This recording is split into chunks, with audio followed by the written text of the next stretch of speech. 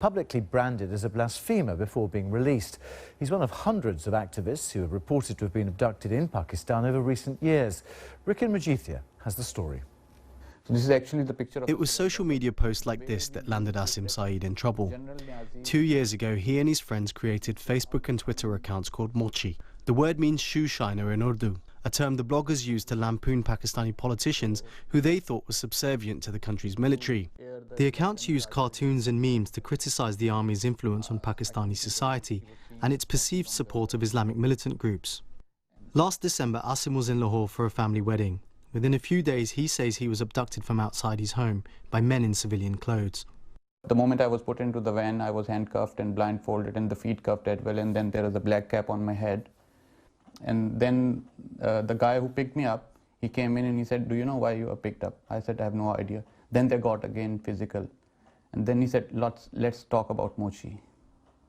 I said, "Yeah, let's talk about Mochi." Then in between, he asked for my mobile phone passcodes, my Facebook account password, my email address passwords, my Twitter account passwords.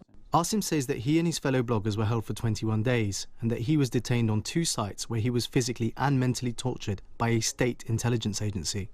I was blindfolded, then first I was tied, my hands were tied like this and I was made to stand up. And then the people started to beat me heavily on my back. So after second or third day when I was changing during my injury, so I realized that everything is in a shade of blue and purple and black. All as much I could see, it was totally red until I fell down.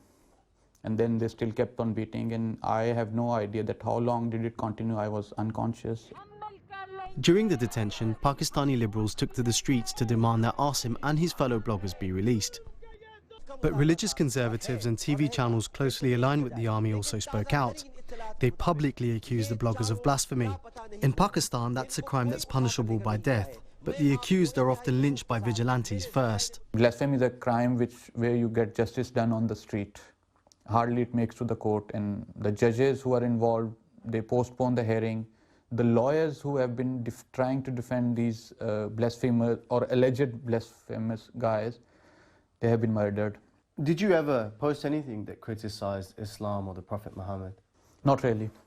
We were critical of the army's use of religion to achieve their propaganda, but not against the religion. Mochi was totally non-religious page. It never posted against religion.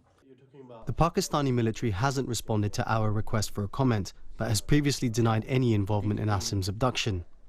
Like most of his colleagues, Aasim fled Pakistan as soon as he was released.